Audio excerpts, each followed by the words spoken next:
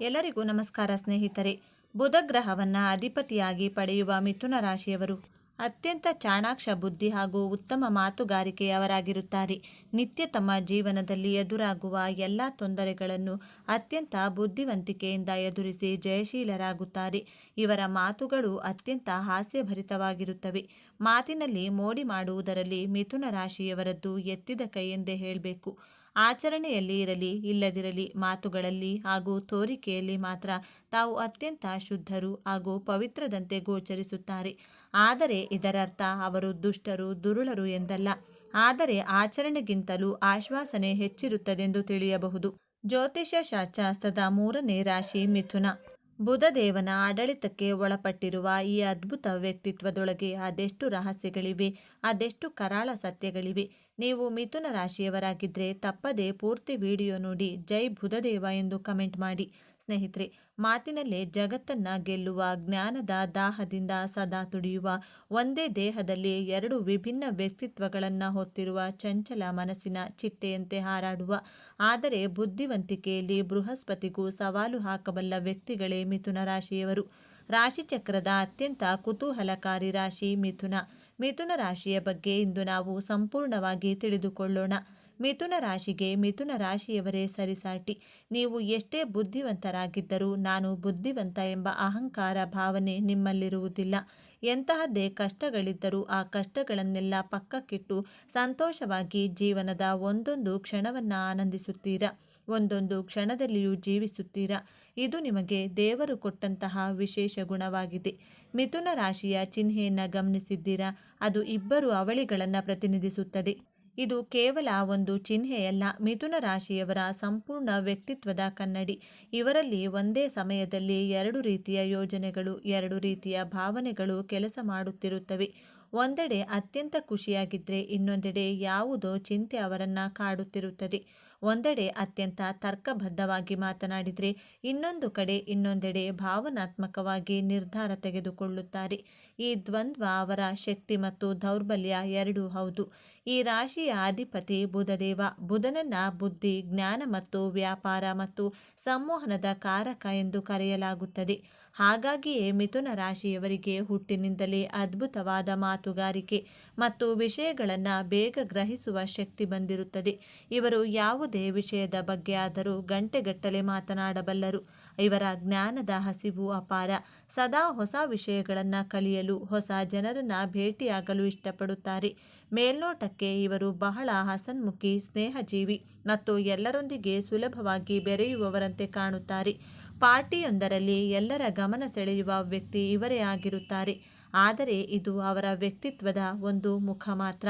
ಅವರ ತಲೆಯೊಳಗೆ ನಿರಂತರವಾಗಿ ಒಂದು ಚರ್ಚೆ ನಡೆಯುತ್ತಲೇ ಇರುತ್ತದೆ. ಒಂದು ಕ್ಷಣ ಸುಮ್ಮನೆ ಕೂರಲಾರದಷ್ಟು ಚಂಚಲ ಮನಸ್ಸು ಇವರದ್ದು. ಸಾಮಾನ್ಯವಾಗಿ ಎಲ್ಲರೂ ಅಂದುಕೊಳ್ಳುವುದು ಮಿಥುನ ರಾಶಿಯವರು ಬಹಳ ಹಗುರವಾದ ವ್ಯಕ್ತಿತ್ವದವರು, ಯಾವುದನ್ನು ಗಂಭೀರವಾಗಿ ತೆಗೆದುಕೊಳ್ಳುವುದಿಲ್ಲ ಎಂದು. ಆದರೆ ಇಲ್ಲಿದೆ ನೋಡಿ ಮೊದಲ ತಿರುವು. ಮಿಥುನ ರಾಶಿಯವರು ತಾವು ಅಂದುಕೊಂಡಿದ್ದಕ್ಕಿಂತ ಹೆಚ್ಚು ಆಳವಾದ ಚಿಂತಕರು. ಹೌದು, ಇವರು ಜಗತ್ತನ್ನು ನೋಡುವ ರೀತಿ ವಿಭಿನ್ನ. ಪ್ರತಿಯೊಂದು ವಿಷಯದ 2 ಕಡೆಯನ್ನು ನೋಡುತ್ತಾರೆ. ಇದೇ ಕಾರಣಕ್ಕೆ ಇವರಿಗೆ ಒಂದು ನಿರ್ಧಾರಕ್ಕೆ ಬರುವುದು ಬಹಳ ಕಷ್ಟ. ಇವರ ಮನಸ್ಸು ಸದಾ ಚಂಚಲ, ಒಂದು ವಿಷಯದಿಂದ ಇನ್ನೊಂದು ವಿಷಯಕ್ಕೆ ಹಾರುತ್ತಲೇ ಇರುತ್ತದೆ. ಹೊರಗಿನಿಂದ ನೋಡಲು ಖುಷಿಯಾಗಿ ಕಂಡರೂ ಒಳಗೊಳಗೆ ಅತಿಯಾದ ಯೋಚನೆ ಮತ್ತು ಆತಂಕದಿಂದ ಬಳಲುತ್ತಿರುತ್ತಾರೆ. ಮಿಥುನ ರಾಶಿಯವರು ಅದ್ಭುತ ಸ್ನೇಹಿತ. ಇವರ ಜೊತೆಗಿದ್ರೆ ಸಮಯ ಹೋಗುವುದೇ ತಿಳಿಯುವುದಿಲ್ಲ. ಜಗತ್ತಿನ ಯಾವುದೇ ವಿಷಯದ ಬಗ್ಗೆ ಮಾತನಾಡಿದರೂ ಇವರ ಬಳಿ ಮಾಹಿತಿ ಇರುತ್ತದೆ. ಆದರೆ ಇವರ ಚಂಚಲ ಸ್ವಭಾವದಿಂದಾಗಿ ಇವರ ಸ್ನೇಹವನ್ನು ಅರ್ಥ ಮಾಡಿಕೊಳ್ಳುವುದು ಕಷ್ಟ. ಇಂದು ನಿಮ್ಮ ಜೊತೆ ಬಹಳ ಆತ್ಮೀಯವಾಗಿರುವ ಇವರು ನಾಳೆ ಇನ್ನೊಂದು ಗುಂಪಿನಲ್ಲಿ ಕಾಣಿಸಿಕೊಳ್ಳಬಹುದು. ಇದು ಅವರು ನಿಮ್ಮನ್ನು ಮರೆತಿದ್ದಾರೆ ಎಂದಲ್ಲ, ಅವರ ಸ್ವಭಾವವೇ ಅಷ್ಟು. ವೃತ್ತಿ ಜೀವನಕ್ಕೆ ಬಂದರೆ ಇವರನ್ನು ಸಂವಹನದ ರಾಜರು ಎನ್ನಬಹುದು. ಮಾತುಗಾರಿಕೆಯನ್ನೇ ಬಂಡವಾಳವಾಗಿಸಿಕೊಳ್ಳುವ ಕ್ಷೇತ್ರಗಳಲ್ಲಿ ಇವರು ಮಿಂಚುತ್ತಾರೆ. ಪತ್ರಿಕೋದ್ಯಮ, ಮಾರಾಟ, ಮಾರ್ಕೆಟಿಂಗ್, ಶಿಕ್ಷಕ ವೃತ್ತಿ, ವಕೀಲ, ರಾಜಕೀಯ ಮತ್ತು ಯಾವುದೇ ರೀತಿಯ ಸಾರ್ವಜನಿಕ ಸಂಪರ್ಕ ಕ್ಷೇತ್ರಗಳು ಇವರಿಗೆ ಹೇಳಿ ಮಾಡಿಸಿದಂತಿದೆ. ಇವರ ಬುದ್ಧಿವಂತಿಕೆ ಮತ್ತು ವಿಷಯಗಳನ್ನು ಬೇಗ ಕಲಿಯುವ ಗುಣ ಇವರನ್ನು ಬೇಗ ಯಶಸ್ಸಿನತ್ತ ಗಮನ ಹರಿಸುತ್ತದೆ. ಹಣಕಾಸಿನ ವಿಚಾರದಲ್ಲಿ ಇವರು ಸ್ವಲ್ಪ ವಿಚಿತ್ರ. ಮಕರ ರಾಶಿಯವರಂತೆ ಜಿಪುಣರಲ್ಲ, ಆದರೆ ಧನು ರಾಶಿಯವರಂತೆ ದುಂದುವೆಚ್ಚ ಮಾಡುವವರು ಅಲ್ಲ. ಇವರ ಬಳಿ ಹಣವಿದ್ದಾಗ ರಾಜನಂತೆ ಖರ್ಚು ಮಾಡುತ್ತಾರೆ, ಇಲ್ಲದಿದ್ದಾಗ ಸುಮ್ಮನಿರುತ್ತಾರೆ. ಇವರು ಹಣಕ್ಕಿಂತ ಹೆಚ್ಚಾಗಿ ಅನುಭವಗಳಿಗೆ, ಜ್ಞಾನಕ್ಕೆ ಮತ್ತು ಪ್ರಯಾಣಕ್ಕೆ ಬೆಲೆ ಕೊಡುತ್ತಾರೆ. ಉಳಿತಾಯದ ಬಗ್ಗೆ ಹೆಚ್ಚು ತಲೆಕೆಡಿಸಿಕೊಳ್ಳುವುದಿಲ್ಲ. ಪ್ರೀತಿಯ ವಿಷಯದಲ್ಲಿ ಮಿಥುನ ರಾಶಿಯವರದ್ದು ಒಂದು ರೋಲರ್ ಕೋಸ್ಟರ್ ಪಯಣ. ಇವರು ಸುಲಭವಾಗಿ ಆಕರ್ಷಿತರಾಗುತ್ತಾರೆ ಮತ್ತು ತಮ್ಮ ಮಾತಿನಿಂದ ಯಾರನ್ನಾದರೂ ಸುಲಭವಾಗಿ ಬೀಳಿಸುತ್ತಾರೆ.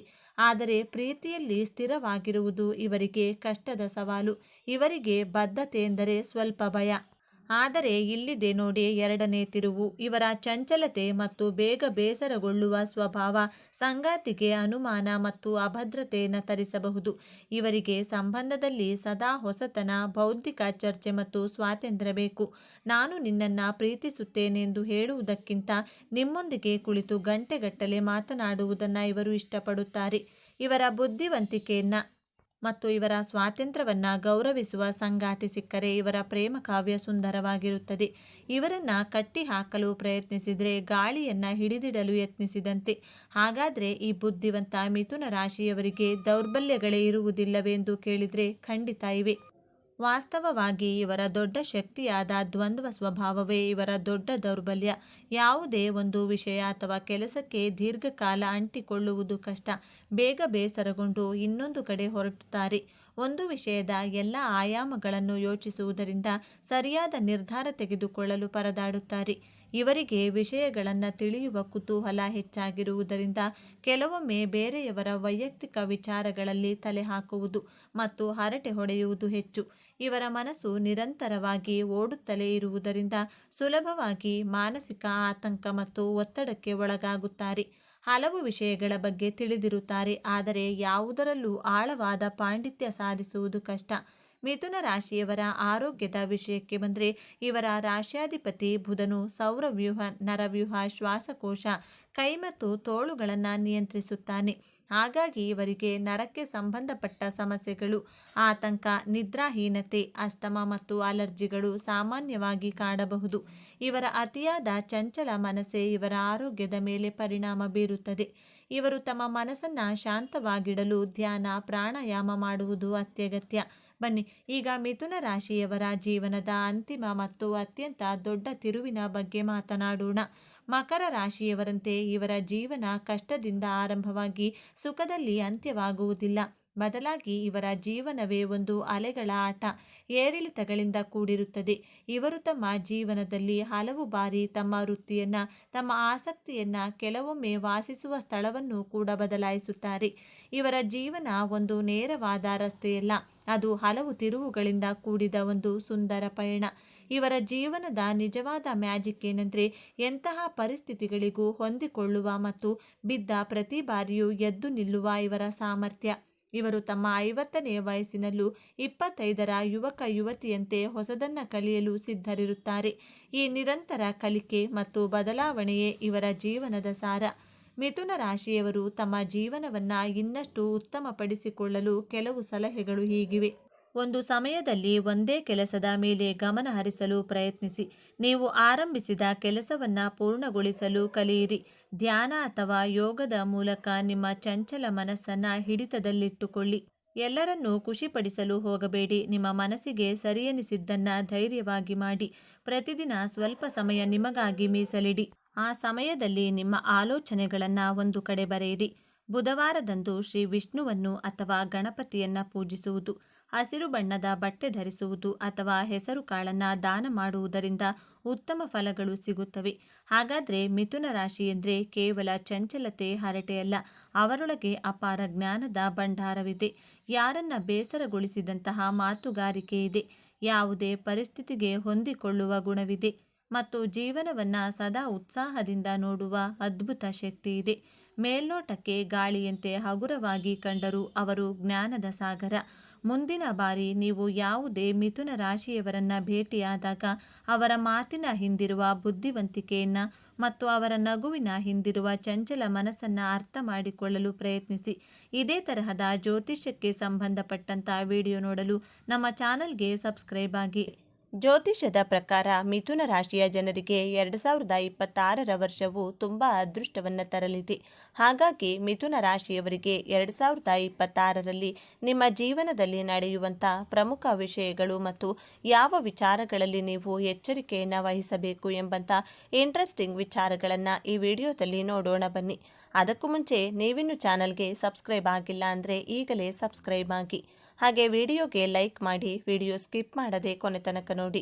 ಮಿಥುನ ರಾಶಿ ಭವಿಷ್ಯ 2026ರ ಪ್ರಕಾರ ನಿಮ್ಮ ಆತ್ಮವಿಶ್ವಾಸದಲ್ಲಿ ಸಾಕಷ್ಟು ಹೆಚ್ಚಳವನ್ನು ಕಾಣಬಹುದು.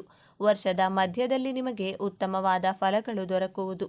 ನಿಮಗೆ ಶಿಕ್ಷಣಕ್ಕೆ ಸಂಬಂಧಿಸಿದಂತೆ ಶುಭ ಫಲಗಳ ಪ್ರಾಪ್ತಿಯಾಗುವುದು. ಈ ಅವಧಿಯಲ್ಲಿ ಮಿಥುನ ರಾಶಿಗೆ ಸೇರಿದ ವಿದ್ಯಾರ್ಥಿಗಳು ತಮ್ಮ ಶಿಕ್ಷಣದ ಬಗ್ಗೆ ಸಂತೋಷದಿಂದಿರುವರು. ಈ ಅವಧಿಯಲ್ಲಿ ನೀವು ವೃತ್ತಿ ಜೀವನ, ಶಿಕ್ಷಣಕ್ಕೆ ಸಂಬಂಧಿಸಿದಂತೆ ಯಾವುದೇ ನಿರ್ಧಾರಗಳನ್ನು ಅವಸರದಲ್ಲಿ ತೆಗೆದುಕೊಳ್ಳದಂತೆ ಎಚ್ಚರ ವಹಿಸಿ. ಕುಟುಂಬ ಮತ್ತು ವೈವಾಹಿಕ ಜೀವನದಲ್ಲಿ ನೀವು ಮಿಶ್ರ ಫಲಗಳನ್ನು ಈ ವರ್ಷ ಪಡೆಯುವಿರಿ. ಈ ವರ್ಷ ನೀವು ಈ ಎರಡೂ ಕ್ಷೇತ್ರದಲ್ಲಿ ಕೆಲವು ಸಮಸ್ಯೆಗಳನ್ನು ಎದುರಿಸಬಹುದು. ಈ ವರ್ಷ ನೀವು ನಿಮ್ಮ ಸಣ್ಣ ಪುಟ್ಟ ದೈಹಿಕ ಸಮಸ್ಯೆಗಳನ್ನು ಕಡೆಗಣಿಸಬೇಡಿ. ಆರೋಗ್ಯದ ಬಗ್ಗೆ ಹೆಚ್ಚಿನ ಕಾಳಜಿ ವಹಿಸಿ. ಮಿಥುನ ರಾಶಿಯ ಸೇರಿದ ಜನರಿಗೆ ಆರ್ಥಿಕ ವಿಷಯವಾಗಿ ಸಾಧಾರಣ ಫಲಗಳು ದೊರಕಬಹುದು. ವರ್ಷದ ಆರಂಭದಲ್ಲಿ ನಿಮಗೆ ಅತ್ಯುತ್ತಮವಾದ ಫಲಗಳು ಲಭಿಸದಿದ್ದರೂ ವರ್ಷದ ದ್ವಿತೀಯಾರ್ಧದಲ್ಲಿ ನಿಮಗೆ ಆರ್ಥಿಕವಾಗಿ ಸಾಕಷ್ಟು ಉತ್ತಮವಾದ ಫಲಿತಾಂಶಗಳು ದೊರಕುವುದು. ಗುರುವಿನ ಸಂಚಾರದಿಂದಾಗಿ ನೀವು ನಿಮ್ಮ ವೃತ್ತಿ ಜೀವನಕ್ಕೆ ಸಂಬಂಧಿಸಿದಂತೆ ಹೆಚ್ಚಿನ ಗಮನವನ್ನು ನೀಡುವಿರಿ. ಮಿಥುನ ರಾಶಿಯವರಿಗೆ 2026ರಲ್ಲಿ ಗೋಚಾರದಲ್ಲಿ ಗ್ರಹಗಳ ಸ್ಥಿತಿಗತಿಗಳ ಬಗ್ಗೆ ನೋಡೋಣ. ನಿಮ್ಮ ರಾಶ್ಯಾಧಿಪತಿ ಬುಧ ಗ್ರಹ 6ನೇ ಭಾವದಲ್ಲಿ, ನಿಮ್ಮ ದ್ವಿತೀಯ ಭಾವದಲ್ಲಿ ಮಂಗಳ ಗ್ರಹ 4ಥ ಭಾವದಲ್ಲಿ, ಕೇತು ಗ್ರಹ 7ಮ ಭಾವದಲ್ಲಿ, ಸೂರ್ಯ ಗ್ರಹ 9ಮ ಭಾವದಲ್ಲಿ, ಶನಿಗ್ರಹದ ಜೊತೆಗೆ ಶುಕ್ರ ಗ್ರಹ ಸ್ಥಿತವಾಗಿದೆ. ವೃತ್ತಿ ಸ್ಥಾನದಲ್ಲಿ ರಾಹು ಗ್ರಹ, ನಿಮ್ಮ ವ್ಯಯಭಾವದಲ್ಲಿ ಗುರುಗ್ರಹ ಸ್ಥಿತವಾಗಿದೆ. 2026ರಲ್ಲಿ ಮಿಥುನ ರಾಶಿಯವರ ಜೀವನದಲ್ಲಿ ನಡೆಯುವಂಥ ಮೊದಲನೇ ಪ್ರಮುಖ ವಿಷಯ, ಗುರುಗ್ರಹ ನಿಮ್ಮ ರಾಶಿಗೆ ಪ್ರವೇಶಿಸಿ ನಿಮ್ಮ 7ಮ ಭಾವವನ್ನು ದೃಷ್ಟಿಸುವುದರಿಂದ ಮಿಥುನ ರಾಶಿಯವರಿಗೆ ಕಂಕಣ ಬಲ ಕೂಡಿ ಬರಲಿದೆ. ಹೊಸ ಸಂಬಂಧಗಳು ಸೆಟ್ಟಾಗಿ ವಿವಾಹ ಯೋಗದ ವರ್ಷವಾಗಿರುತ್ತದೆ. 2026 ಮಧ್ಯ ವರ್ಷದಿಂದ ನಂತರ ಯಾರ್ಯಾರು ವಿವಾಹಕ್ಕಾಗಿ ವಧು ಅಥವಾ ವರರನ್ನು ಹುಡುಕುತ್ತಿದ್ದರೋ ಅವರಿಗೆಲ್ಲ ಮದುವೆ ಯೋಗ ಕೂಡಿ ಬರ್ತಾ ಇದೆ. ಎರಡನೆಯದಾಗಿ, ನಿಮ್ಮ ಜೀವನದಲ್ಲಿ ಉಂಟಾಗುವಂಥ ಸಮಸ್ಯೆಗಳಿಗೆ ನೀವೇ ಸ್ವಯಂ ಕಾರಣರಾಗಿರುತ್ತೀರಾ. ಮಿಥುನ ರಾಶಿಯವರು ಕನ್ಫ್ಯೂಷನ್ ಮಾಡಿಕೊಂಡು ಎರಡು ದೋಣಿಯ ಮೇಲೆ ಕಾಲಿಡುವಂಥ ಮನಸ್ಥಿತಿಯವರಾಗಿರುತ್ತೀರಾ. ಡಿಸಿಷನ್ ತೆಗೆದುಕೊಳ್ಳುವಾಗ ಬಹಳ ಕಷ್ಟಪಡುತ್ತೀರಾ. ದ್ವಂದ್ವ ಮನಸ್ಥಿತಿಯಿಂದ ತೆಗೆದುಕೊಂಡಂಥ ಕೆಲವೊಂದು ನಿರ್ಧಾರಗಳು ನಿಮ್ಮ ಜೀವನಕ್ಕೆ ಸಮಸ್ಯೆಗಳನ್ನು ಉಂಟು ಮಾಡುತ್ತದೆ. ಆದ್ದರಿಂದ ನಿಮ್ಮ ಮನಸ್ಸಿಗೆ ಮೊದಲು ಸರಿ ಅನಿಸಿದಂತಹ ನಿರ್ಧಾರವನ್ನು ತೆಗೆದುಕೊಳ್ಳಿ. ನಿಮ್ಮ ತಂದೆ ಅಥವಾ ತಾಯಿಯ ಸಲಹೆಯನ್ನು ಪಡೆದುಕೊಂಡು ಜೀವನದ ಮಹತ್ತರ ನಿರ್ಧಾರಗಳನ್ನು ತೆಗೆದುಕೊಳ್ಳಬೇಕಾಗುತ್ತದೆ. ಹಳೆಯ ವಿಷಯಗಳನ್ನು, ಮುಗಿದು ಹೋದ ಘಟನೆಗಳನ್ನು ಮತ್ತೆ ಮತ್ತೆ ಕೆದಕುವುದರಿಂದ ನಿಮ್ಮ ಮನಸ್ಸಿಗೆ ದುಃಖ ಹೆಚ್ಚಾಗುತ್ತದೆ. ನಿಮ್ಮ ಮನಸ್ಸಿನ ದುಃಖ ಹೆಚ್ಚಾಗುವ ಬದಲು ಕಡಿಮೆಯಂತೂ ಆಗುವುದಿಲ್ಲ. ಆದ್ದರಿಂದ ಘಟಿಸಿ ಹೋದಂಥ ಘಟನೆಗಳನ್ನು, ಮುಗಿದು ಹೋದಂಥ ಘಟನೆಗಳನ್ನು ಮತ್ತೆ ಮತ್ತೆ ಕೆದಕಲು ಹೋಗಬೇಡಿ. ಮೂರನೆಯದಾಗಿ, ರಾಹುಗ್ರಹ ನಿಮಗೆ 1.5 ವರ್ಷದಿಂದ ನಿಮ್ಮ ವೃತ್ತಿಯಲ್ಲಿ ಪರಿವರ್ತನೆಯನ್ನು ಕೊಟ್ಟಿದೆ. ಮಧ್ಯ ವರ್ಷದಿಂದ ನಿಮ್ಮ ಕೆರಿಯರ್ ಲೈಫಲ್ಲಿ ಪಾಸಿಟಿವ್ ಪರಿವರ್ತನೆಯಾಗುತ್ತದೆ. ನಿಮ್ಮ ವರ್ಕಿಂಗ್ ಪ್ಲೇಸಲ್ಲಿ ನೀವು ಬಹಳ ಸ್ಮಾರ್ಟ್ ವರ್ಕನ್ನು ಮಾಡುತ್ತಿರುತ್ತೀರಾ. ರಾಹುಗ್ರಹ 18 ವರ್ಷಗಳ ನಂತರ ನಿಮ್ಮ 9ಮ ಭಾವಕ್ಕೆ ಪ್ರವೇಶಿಸುತ್ತಿದೆ. ರಾಹುಗ್ರಹ ನಿಮ್ಮ 9ಮ ಭಾವದಲ್ಲಿ ಗೋಚಾರ ಮಾಡಿದಾಗ ನಿಮ್ಮ ತಂದೆಯ ಜೊತೆ ತುಂಬ ಯೋಚನೆ ಮಾಡಿ ಸಮಾಧಾನವಾಗಿ ಮಾತನಾಡಬೇಕಾಗುತ್ತದೆ. ಇಲ್ಲದಿದ್ದರೆ ನಿಮ್ಮ ತಂದೆಯ ಜೊತೆಗೆ ವೈಮನಸ್ಸುಗಳು ಉಂಟಾಗುವಂಥ ಸಾಧ್ಯತೆಗಳು ತೋರಿಸ್ತಾ ಇದೆ. ಶೀಘ್ರ ನಿರ್ಧಾರಗಳನ್ನು ತೆಗೆದುಕೊಳ್ಳಬೇಡಿ. ನಿಧಾನವಾಗಿ ಯೋಚಿಸಿ ನಿರ್ಧಾರಗಳನ್ನು ಸಮಾಧಾನವಾಗಿ ತೆಗೆದುಕೊಳ್ಳಿ. ನಾಲ್ಕನೆಯದಾಗಿ, ಶನಿಗ್ರಹ ನಿಮ್ಮ 10ಮ ಭಾವದಲ್ಲಿ ಗೋಚಾರ ಮಾಡಿದಾಗ ಇಷ್ಟು ದಿನ ಕೆಲಸವಿಲ್ಲದೆ ಖಾಲಿಯಾಗಿ ಕುಳಿತುಕೊಂಡಿರುವಂಥ ಮಿಥುನ ರಾಶಿಯವರಿಗೆ ಕೆಲಸದ ಮಹತ್ವವನ್ನು ತಿಳಿಸಿಕೊಡುತ್ತದೆ. ಶನಿಗ್ರಹ ನೀವು ಓಡಿ ಓಡಿ ಕೆಲಸ ಕಾರ್ಯಗಳನ್ನು ಮಾಡುವಂತೆ ಪ್ರೇರೇಪಿಸುತ್ತದೆ. ಶನಿಗ್ರಹ ಕರ್ಮಕಾರಕ ಗ್ರಹ. ಶನಿಗ್ರಹ ನಿಮ್ಮ ಕರ್ಮಸ್ಥಾನವಾದಂಥ 10ನೇ ಭಾವಕ್ಕೆ 30 ವರ್ಷಗಳ ನಂತರ ಗೋಚಾರ ಮಾಡುತ್ತಿದೆ. ಏಪ್ರಿಲ್ ತಿಂಗಳಿಂದ ಹೊಸ ಹೊಸ ಉದ್ಯೋಗಗಳು ಸಿಗುತ್ತವೆ. ಮಿಥುನ ರಾಶಿಯವರಿಗೆ ನಿಮ್ಮ ಬಿಸ್ನೆಸ್ಸಲ್ಲಿ, ನಿಮ್ಮ ಜಾಬಲ್ಲಿ ನಿಮ್ಮ ರೆಸ್ಪಾನ್ಸಿಬಿಲಿಟಿಗಳು ಹೆಚ್ಚಾಗ್ತಾ ಹೋಗುತ್ತದೆ. ಕೆಲಸ ಮಾಡದೆ ಏನೂ ಸಿಗುವುದಿಲ್ಲ ಎಂಬಂಥ ಪಾಠವನ್ನು ಶನಿಗ್ರಹ ಕಲಿಸಿಕೊಡಲಿದ್ದಾರೆ. ನಿಮ್ಮ ಜಾಬಲ್ಲಿ ಉತ್ತಮ ಧನಲಾಭವನ್ನು ನೋಡುತ್ತೀರಾ. ನೀವು ಎಷ್ಟು ಸತತ ಪ್ರಯತ್ನವನ್ನು ಮಾಡುತ್ತೀರೋ, ಎಷ್ಟು ಹಾರ್ಡ್ ವರ್ಕ್, ಎಷ್ಟು ಎಫರ್ಟನ್ನು ಹಾಕ್ತೀರೋ ಅದರೆರಡರಷ್ಟು ಶನಿಗ್ರಹ ನಿಮ್ಮ ಫೈನಾನ್ಷಿಯಲಿ ಗ್ರೋತ್ ಹಾಗೂ ಸಕ್ಸಸ್ಸನ್ನು ಖಂಡಿತವಾಗಿಯೂ ಕೊಟ್ಟೇ ಕೊಡುತ್ತಾರೆ. ನಂತರ ನಿಮ್ಮ ಜಾಬಲ್ಲಿ ಪ್ರಮೋಷನ್ಸ್ಗಳು ಆಗುವಂಥ ಸಾಧ್ಯತೆಗಳು ತೋರಿಸ್ತಾ ಇದೆ. ಐದನೆಯದಾಗಿ, ಗುರುಗ್ರಹ ನಿಮ್ಮ ರಾಶಿಗೆ ಪ್ರವೇಶಿಸಿದಾಗ ನಿಮ್ಮಲ್ಲಿರುವಂತಹ ಜ್ಞಾನವನ್ನು, ಕೌಶಲ್ಯವನ್ನು, ಸ್ಕಿಲ್ಗಳನ್ನು ವೃದ್ಧಿಸುತ್ತದೆ. ನಿಮ್ಮ ಮಕ್ಕಳ ಆರೋಗ್ಯದಲ್ಲಿಯೂ ಸುಧಾರಣೆಯನ್ನು ಕಾಣುತ್ತೀರಾ. ವಿದ್ಯಾಭ್ಯಾಸದಲ್ಲಿ ಸಕ್ಸಸ್ಸನ್ನು ಕೊಡಲಿದ್ದಾರೆ. ಮದುವೆಯಾಗಿ ಮಕ್ಕಳ ನಿರೀಕ್ಷೆಯಲ್ಲಿರುವವರಿಗೆ ಸಂತಾನ ಯೋಗವಿದೆ. ಗುರು 12 ವರ್ಷಗಳ ನಂತರ ನಿಮ್ಮ ರಾಶಿಗೆ ಪ್ರವೇಶಿಸಿ ನಿಮಗೆ ಆಶೀರ್ವಾದವನ್ನು ಮಾಡುತ್ತದೆ. ನಿಮಗೆ ಗುರುಗ್ರಹ ನಾಲೆಡ್ಜನ್ನು, ನೇಮ್ ಅಂಡ್ ಫೇಮನ್ನು ಕೊಡುತ್ತಾರೆ. ಮೇ ತಿಂಗಳ ನಂತರ ನಿಮ್ಮ ವ್ಯಕ್ತಿತ್ವದಲ್ಲಿ ಸಂಪೂರ್ಣವಾದಂಥ ಪಾಸಿಟಿವ್ ಪರಿವರ್ತನೆಯಾಗಲಿದೆ. ನಿಮ್ಮ ಅದೃಷ್ಟವನ್ನು ದ್ವಿಗುಣಗೊಳಿಸಲಿದ್ದಾರೆ ಗುರುಗ್ರಹ. ನಂತರ ನಿಮ್ಮ ಅನಾವಶ್ಯಕ ಖರ್ಚುಗಳು ಕಡಿಮೆಯಾಗುತ್ತಾ ಬರುತ್ತದೆ. ಹಣದ ಉಳಿತಾಯವನ್ನು ಮಾಡಲು ಪ್ರಾರಂಭಿಸುತ್ತೀರಾ. ಆರನೆಯದಾಗಿ, ಕೇತುಗ್ರಹ ನಿಮ್ಮ ಚತುರ್ಥ ಭಾವದಿಂದ ತೃತೀಯ ಭಾವಕ್ಕೆ ಹಿಮ್ಮುಖವಾಗಿ ಚಲಿಸುತ್ತಿದೆ. ರಾಹು ಹಾಗೂ ಕೇತು ಗ್ರಹಗಳು ಯಾವಾಗಲೂ ಹಿಮ್ಮುಖವಾಗಿಯೇ ಚಲನೆಯನ್ನು ಮಾಡುವುದು. ನಿಮ್ಮ ತಾಯಿಯ ಜೊತೆ ಇದ್ದಂತಹ ವೈಮನಸ್ಸುಗಳು ದೂರವಾಗುತ್ತವೆ. ಈ 1.5 ವರ್ಷದಿಂದ ನಿಮ್ಮ ಹಾಗೂ ನಿಮ್ಮ ತಾಯಿಯ ಮಧ್ಯೆ ಚಿಕ್ಕ ಪುಟ್ಟ ವಿಷಯಗಳಿಗೂ ಅಸಮಾಧಾನ, ಬೇಜಾರು, ವೈಮನಸ್ಸುಗಳು ಉಂಟಾಗ್ತಾ ಇತ್ತು. ಮೇ ತಿಂಗಳ ನಂತರ ನಿಮ್ಮ ತಾಯಿಯ ಜೊತೆ ಪ್ರೀತಿ ಬಾಂಧವ್ಯ ಹೆಚ್ಚಾಗಲಿದೆ. ನಿಮ್ಮ ತಾಯಿಯ ಆರೋಗ್ಯದಲ್ಲಿ ಚೇತರಿಕೆಯನ್ನು ಕಾಣುತ್ತೀರಾ. ನೀವು ಸೈಟ್ ತಗೊಳ್ಬೇಕು ಅಥವಾ ಮನೆ ತಗೊಳ್ಬೇಕು, ವೆಹಿಕಲನ್ನು ಪರ್ಚೇಸ್ ಮಾಡಬೇಕು ಅಂದುಕೊಂಡವರಿಗೆ ಇಷ್ಟು ದಿನ ಅಡೆತಡೆಗಳು, ಪ್ರಾಬ್ಲಮ್ಸ್ಗಳು ಬರ್ತಾನೆ ಇತ್ತು. ನಂತರ ವಾಹನ ಯೋಗ, ಭೂಮಿ ಯೋಗ, ಕಬ್ಬಿಣಕ್ಕೆ ಸಂಬಂಧಿಸಿದಂಥ ವಸ್ತುಗಳನ್ನು ಖರೀದಿ ಮಾಡುವಂತಹ ಯೋಗ ತೋರಿಸ್ತಾ ಇದೆ. ನೀವು ಅಂದುಕೊಂಡಂತಹ ಕೆಲಸ ಕಾರ್ಯಗಳನ್ನು ನಂತರ ಪ್ರಾರಂಭವನ್ನು ಮಾಡುತ್ತೀರಾ. ಉತ್ತಮ ಧನಲಾಭವನ್ನು ಕಾಣುವಂತಹ ವರ್ಷ ಇದಾಗಿದೆ. ನಿಮ್ಮ ಜಾಬ್ ಹಾಗೂ ಬಿಸ್ನೆಸ್ಸಲ್ಲಿ ಹೆಚ್ಚು ಧನಲಾಭವನ್ನು ಗಳಿಸಲು ಪ್ರತಿ ಬುಧವಾರದಂದು ಗಣಪತಿಯ ದರ್ಶನವನ್ನು ಮಾಡಿ. ಜೊತೆಗೆ ಆರಾಧನೆಯನ್ನು ಮಾಡೋದ್ರಿಂದ ಪಕ್ಷಿಗಳಿಗೆ ಧಾನ್ಯ, ಆಹಾರ, ನೀರನ್ನು ಕೊಡಬೇಕಾಗುತ್ತದೆ. ಪ್ರತಿನಿತ್ಯ ಬುಧ ಗ್ರಹದ ಬೀಜ ಮಂತ್ರವನ್ನು ಪಠಿಸಿ. ಪ್ರತಿನಿತ್ಯ 21 ಬಾರಿ ಪಠಿಸುತ್ತಾ ಬನ್ನಿ. 2026ನೇ ವರ್ಷ ಗ್ರಹಗಳ ಸಂಚಾರ ಮಿಥುನ ರಾಶಿಯವರಿಗೆ ಅನೇಕ ಅಚ್ಚರಿಗಳನ್ನು ತರಲಿದೆ. ನೀವು ಊಹಿಸಿರದ ಘಟನೆಗಳು ನಡೆಯಬಹುದು. ಈ ವರ್ಷ ಆರಂಭ ಪ್ರೀತಿಯ ವಿಷಯದಲ್ಲಿ ಮಿಶ್ರ ಫಲಗಳು ಸಿಗುತ್ತವೆ. ಪ್ರೇಮಿಯನ್ನ ಕೆಲವೊಮ್ಮೆ ಅರ್ಥ ಮಾಡಿಕೊಳ್ಳುವುದು ಕಷ್ಟವಾಗಬಹುದು. ತಮ್ಮ ಪ್ರೀತಿ ವಿಚಾರವನ್ನು ಮನೆಯಲ್ಲಿ ಪ್ರಸ್ತಾಪ ಮಾಡಲು ಸೂಕ್ತ ಸಮಯ. ಆರಂಭದಲ್ಲಿ ನೀವು ಕೆಲವು ಸವಾಲುಗಳನ್ನು ಎದುರಿಸುವಿರಿ, ಆದರೆ ನಂತರ ನೀವಂದುಕೊಂಡ ಫಲ ನಿಮಗೆ ಸಿಗಲಿದೆ. ಇನ್ನು ದಾಂಪತ್ಯದ ಸಮಸ್ಯೆಗಳನ್ನು ಶಾಂತಿಯುತವಾಗಿ ಪರಿಹರಿಸಿ. ಅನಗತ್ಯ ಘರ್ಷಣೆಗಳು ಸಂಬಂಧಗಳಲ್ಲಿ ಅಂತರವನ್ನು ಉಂಟು ಮಾಡಬಹುದು. ಹೀಗಾಗಿ ಪರಸ್ಪರ ಅರ್ಥ ಮಾಡಿಕೊಳ್ಳುವುದು ತುಂಬಾನೇ ಮುಖ್ಯ. ಹೀಗೆ ವರ್ಷದ ಆರಂಭ ವೈವಾಹಿಕ ಮತ್ತು ಪ್ರೇಮ ಜೀವನದಲ್ಲಿ ಸವಾಲುಗಳನ್ನು ಒಡ್ಡುತ್ತದೆ. ಈ ವರ್ಷದ ಆರಂಭದಲ್ಲಿ ಗುರು ಹಿಮ್ಮೆಟ್ಟುವ ಸ್ಥಿತಿಯಲ್ಲಿರುತ್ತಾನೆ. ಇದು ಶನಿಯ ನೆರಳಿನೊಂದಿಗೆ ಸೇರಿಕೊಂಡು ನಿಮ್ಮ ಸಂಬಂಧದಲ್ಲಿ ಭಿನ್ನಾಭಿಪ್ರಾಯಗಳು ಮತ್ತು ತಪ್ಪು ತಿಳುವಳಿಕೆಗಳಿಗೆ ಕಾರಣವಾಗಬಹುದು. ಪರಸ್ಪರ ತಿಳುವಳಿಕೆಯನ್ನು ಕಾಪಾಡಿಕೊಳ್ಳುವುದು ಬಹಳ ಮುಖ್ಯ. ಇಲ್ಲದಿದ್ದರೆ ವಿಷಯಗಳು ಉಲ್ಬಣಗೊಳ್ಳಬಹುದು.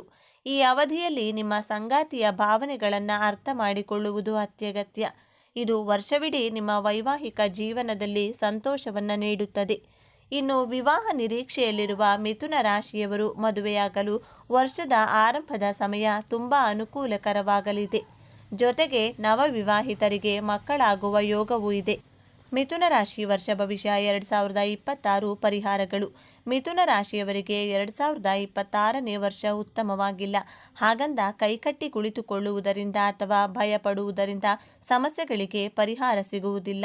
ಪ್ರತಿಯೊಂದು ಸಮಸ್ಯೆಗೆ ಪರಿಹಾರ ಇದ್ದೇ ಇರುತ್ತದೆ.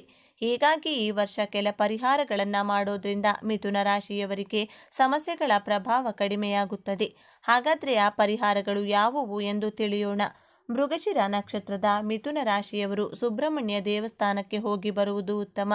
ಆರಿದ್ರ ನಕ್ಷತ್ರದ ಮಿಥುನ ರಾಶಿಯವರು ತಾಂಜಾವೂರಿನ ಬೃಹದೀಶ್ವರ ದೇವಸ್ಥಾನಕ್ಕೆ ಭೇಟಿ ನೀಡಿ. ಪುನರ್ವಸು ನಕ್ಷತ್ರದ ಮಿಥುನ ರಾಶಿಯವರು ಗುರು ದತ್ತಾತ್ರೇಯ ದೇವರ ಆರಾಧನೆ ಮಾಡಿ. ಅಲ್ಲದೆ ಈ 3 ರಾಶಿಯವರು ವೃಕ್ಷ ನೆಟ್ಟು ಪೋಷಣೆ ಮಾಡಿ.